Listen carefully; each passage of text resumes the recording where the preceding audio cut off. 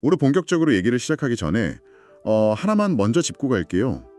이번 내용은 제프리 앱스타인 사건을 다루다 보니까 듣기에 따라서는 좀 불편하게 느끼실 수도 있다는 점 미리 말씀드립니다. 맞아요.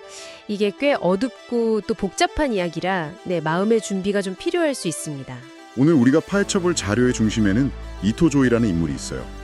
한때 MIT 미디어랩의 소장이었고 뭐랄까 인터넷 자유의 아이콘 같은 사람이었죠. 그랬죠. 그런데 2019년 9월 바로 그 제프리 앱스타인과의 재정적 관계가 폭로되면서 한순간에 모든 걸 잃고 사임했습니다. 우리가 오늘 들여다볼 자료는 아주 특별합니다. 앱스타인 파일 이메일 아카이브에서 나온 건데요. 지키피디아라는 이름이 붙어 있어요. 지키피디아요? 네, 2026년 2월 12일, 그러니까 미래의 날짜에 인공지능이 생성했다고 기록된 문서인데 여기엔 1991년부터 2020년 3월까지 이토 조이가 주고받은 이메일이 무려 10만 338건이나 담겨 있습니다. 와, 10,000건이요? 네, 10,000건이 넘어요. 한 사람의 거의 30년 가까운 시간이 그냥 고스란히 담겨 있는 거네요. 이번 탐사의 목표는 명확합니다. 이 방대한 기록을 통해서 이토 조이와 앱스타인의 관계가 대체 어디까지 얽혀 있었는지, 그리고 MIT라는 세계 최고의 지성의 전당은 무엇을 감추려고 했는지, 그 연결고리의 실체를 한번 파헤쳐보는 겁니다. 좋습니다. 그럼 첫 번째 이메일부터 한번 열어보죠. 우선 이 관계의 밀도부터가 좀 심상치 않아요. 이메일 10,000건이라는 숫자 자체가 이미 이게 단순한 기부자와 연구소장의 관계는 아니라는 걸 말해주잖아요. 그렇죠. 그리고 가장 충격적인 건 이 관계가 앱스타인이 2008년에 유죄 판결을 받고 사회적으로 완전히 끝났다고 여겨졌을 때 바로 그때부터 오히려 더 깊어졌다는 점이에요. 아, 그 이후부터요? 네. MIT 이사회는 공식적으로 앱스타인을 자격미달 기부자, 그러니까 디스쿼리파이드 도너로 지정해서 어떤 기부도 받지 못하도록 못을 박았거든요. 공식적으로는 접근 금지 딱지를 붙여놓고 뒤로는 계속 만났다는 거네요. 바로 그겁니다. 이메일을 보니까 미디어랩 내부에서는 아예 그를 암호명으로 불렀다면서요. 볼드모트나 이름을 불러서는 안 될 그 남자라고. 이건 뭐 거의 첩보작전 수준인데요. 맞아요. 해리포터에 나오는 그 어둠의 마법사처럼 이름조차 입에 올리는 걸 금기시한 거죠. 단순히 그의 존재를 숨기는 걸 넘어서 그와 관련된 모든 자금 흐름을 불투명하게 만들려는 시도가 여기서 시작된 겁니다. 아니 대체 왜 그렇게까지 위험을 감수해야 했던 걸까요? 단순히 돈 때문이라고 하기엔 이토 조이나 MIT가 가진 명성이 너무 크잖아요. 표면적으로는 돈이 맞아요. 뉴요커 보도를 보면 앱스타인이 미디어랩을 위해 끌어온 돈이 최소 750만 달러. 750만 달러. 우리 돈으로 거의 100억 원에 가깝죠. 와, 여기엔 마이크로소프트의 빌 게이츠, 그리고 월스트리트의 거물 리언 블랙 같은 사람들의 기부금도 포함돼 있었고요. 하지만 더 깊이 들여다보면 이건 돈 이상의 거래였어요. 돈 이상의 거래라니요? 앱스타인은 이토 조이와 MIT를 통해 돈으로 살 수 없는 걸 사려고 했던 거예요. 바로 지적인 권위와 사회적 세탁이죠. 사회적 세탁이요? 네, 나는 MIT 미디어랩과 함께 일하는 사람이야. 세상에서 가장 똑똑한 사람들과 어울리지, 이런 이미지를 통해서 자신의 그 추악한 과거를 덮고 싶었던 겁니다. 와, 그럼 이토 조이는 그 거래의 핵심 브로커 역할을 한 셈이네요? 그렇죠. 듣고 보니 소름이 돋네요. 앱스타인에게 MIT는 자신의 평판을 세탁해줄 최고의 세탁소였던 거구나. 그러니 볼드모트라고 부르면서까지 그 관계를 숨겨야만 했던 거고요. 맞습니다. 근데 단순히 이름을 숨기는 것만으로는 부족했던 모양이에요. 이메일을 보면 돈이 오가는 방식 자체가 훨씬 더 복잡하고 은밀해 보여요. 바로 그 지점입니다. 여기서부터 이 사건이 단순한 윤리 문제를 넘어서 범죄의 영역으로 들어가게 되는 거죠. 2019년 2월에 이토가 앱스타인에게 보낸 이메일이 특히 기억에 남아요. 리언 블랙의 돈은 지킬 수 있었지만 당신 재단에서 온 25,000달러는 MIT에서 애리조나 주립대학교 ASU로 돌려보내고 있다. 이 문장 정말 많은 걸 담고 있잖아요. 이게 대체 무슨 뜻이죠? 이건 아주 정교하게 설계된 돈 세탁 계획의 일부를 보여주는 결정적인 증거예요. MIT의 공식 규정상 앱스타인 재단 이름으로 들어온 돈은 받을 수가 없어요. 그러니까 당신 이름표가 붙은 돈은 돌려보낼 수밖에 없다고 말하는 거죠. 하지만 그 뒤에 숨은 뜻은? 그러니 이름표를 바꿔서 다시 보내라는 거죠. 다른 사람이나 기관을 중간에 끼워 넣어서 돈의 출처, 그 꼬리표를 바꾸라는 거네요. 정확합니다. 그리고 이 이메일에 대한 앱스타인의 답장은 정말 대담하기 짝이 없어요. 뭐라고 답했는데요? 걱정 마. 당신을 위해 더 많은 블랙을 구해볼게. 블랙이요? 네, 여기서 블랙은 물론 거물 기부자인 리언 블랙을 의미하는 동시에 검은 돈, 블랙머니를 연상시키는 아주 교묘한 말장난이죠. 세상에. 둘이서 무슨 범죄 영화 시나리오라도 쓰는 것 같네요. 실제로 이런 식으로 돈을 옮긴 다른 정황도 있나요? 물론이죠. 몇 달 뒤인 2019년 5월 이메일에는 앤드루 파커스라는 부동산 개발업자가 등장해요. 이토가 앱스타인에게 파커스가 MIT에 있는 나에게 기부할 수 있을까? 라고 묻자 앱스타인은 어떻게 주면 좋겠어? 라고 되묻습니다. 그러자 이토는 세부 사항을 보내줘 라고 답하죠. 모든 계획이 이메일로 오간 거예요. 그럼 아까 말한 애리조나 주립대학교 ASU를 이용한 건 어떻게 된 건가요? 문서에 따르면 실제로 ASU 재단을 통해 돈이 MIT로 넘어온 기록이 있습니다.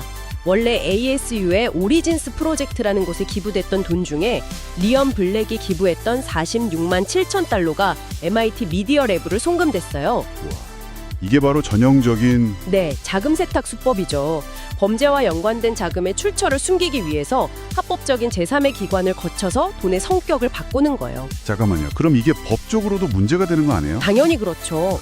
심각한데요. 법률 전문가들은 이걸 명백한 연방 금융사기, 와이어 프로드나 자금 세탁, 머니 런더링 혐의로 볼 수 있다고 해요. 이 모든 계획이 이메일, 즉 주와 주를 넘나드는 전자통신망을 통해 이루어졌기 때문에 와이어 프로드 혐의가 적용될 수 있는 거고 자금 출처를 숨겼기 때문에 머니 런더링이 되는 겁니다. MIT 미디어 랩이 거대한 돈 세탁의 경유지가 된 셈이네요. 그렇습니다. 이쯤 되니 이 관계가 단순히 이토 조이와 앱스타인 두 사람만의 이야기가 아니라는 게 확실해지네요. 이메일을 파고들면 정말 어마어마한 이름들이 계속 튀어나오잖아요. 맞아요. 이건 거대한 네트워크의 이야기입니다. 그 중심에 이토 조이가 있었고요. 링크드인 공동 창업자 리드 호프먼, 레리 서머스 전 하버드 총장, 그리고 하버드의 저명한 유전학자 조지 처치, 진화생물학자 마틴 노바까지. 그냥 유명한 사람들이 아니라 각 분야의 정점에 있는 사람들이에요.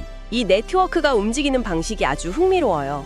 이토 조이는 앱스타인의 지적 허용심, 이메일에서는 이걸 뇌의 갈망이라고 표현했는데 이걸 채워주는 역할을 했어요.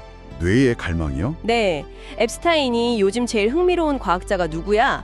가장 핫한 기술은 뭐야? 라고 물으면 이토가 사람과 프로젝트를 연결해 주는 거죠. 일종의 지식 큐레이터 역할을 한 거네요. 바로 그거죠. 이메일에 보면 인공지능이 쓴 하이쿠나 4K TV 기술 같은 가벼운 이야기도 있지만 GPCR이라는 특정 단백질 구조 연구에 대한 투자 제안처럼 아주 전문적인 놀이도 오가더라고요. 네, 앱스타인은 이 네트워크를 통해 자신이 단순한 부자가 아니라 세상을 움직이는 아이디어와 기술에 투자하는 지적인 후원자라는 이미지를 구축하려고 했던 거예요.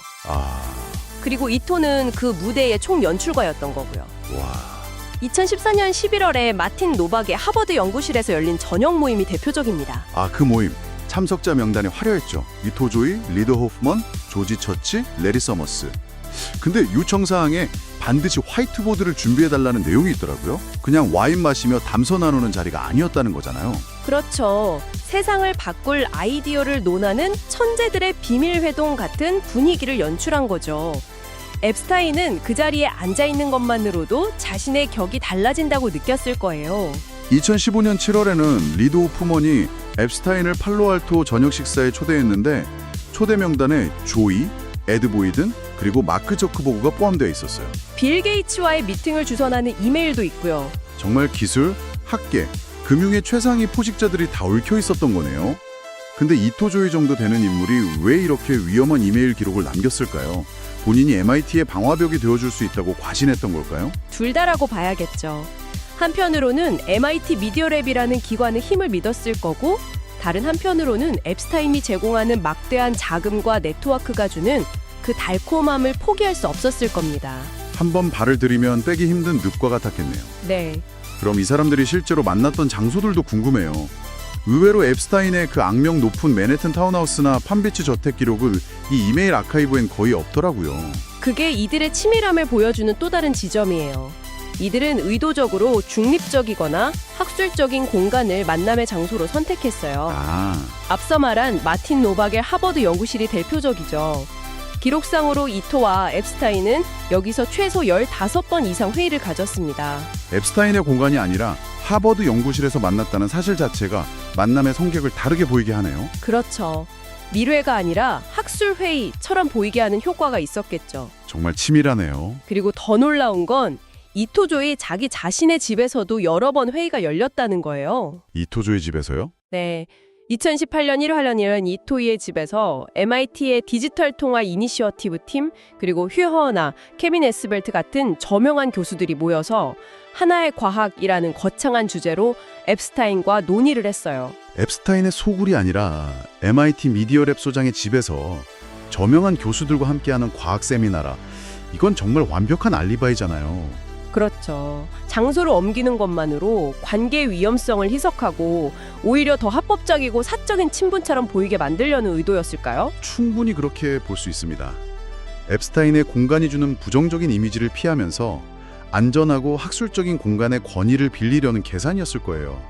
마치 오염된 물건을 깨끗한 보자기에 싸서 옮기는 것처럼 말이죠. 와, 그런데 딱 한 번 예외적인 장소가 등장하긴 하더라고요.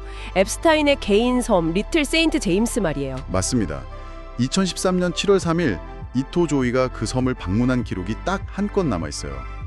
이메일 내용이 아주 구체적이고 생생합니다. 어땠는데요? 원래 헬리콥터로 픽업하기로 했는데 배로 바뀌었습니다.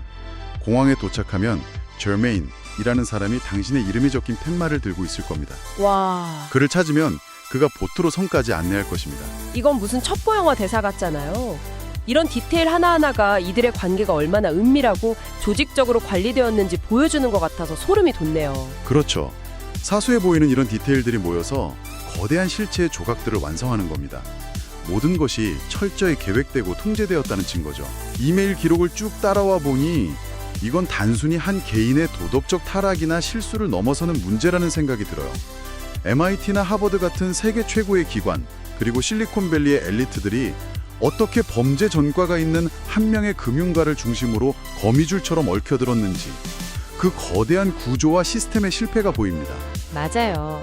이건 돈과 권력, 명성이 어떻게 지식과 진리를 오염시킬 수 있는지를 보여주는 아주 비극적인 사례입니다. 최고의 지성들이 모인다는 곳에서 벌어진 일이라고는 믿기 힘들 정도로 그들은 너무나 쉽게 명분과 현실 사이에서 타협했고 결국 선을 넘어버린 거죠. 결국 이 모든 이야기의 중심에는 선택의 문제가 있었던 것 같아요. 이토조이는 매 순간 선택의 기로에 섰을 거예요. 기관의 원칙을 지킬 것인가, 아니면 눈앞에 거액 기부금을 받고 연구소를 성장시킬 것인가. 그리고 그는 결국 후자를 선택했고 그 선택이 연쇄적으로 더 나쁜 선택들을 불러온 거죠. 한 번의 타협이 10번의 거짓말을 낳고 결국에는 돌이킬 수 없는 상황에 이르게 된 겁니다. 이 이야기를 쭉 따라오신 여러분께 마지막으로 이런 질문을 던져보고 싶네요. 만약 당신이 세계 최고의 연구소를 이끄는 책임자인데 눈앞에 앱스타인 같은 인물이 거부할 수 없는 제안을 해온다면 과연 당신은 어디까지 선을 지킬 수 있을까요? 그리고 그 선은 애초에 어디에 그어져야 하는 걸까요? 쉽게 답하기 어려운 문제인 것 같습니다.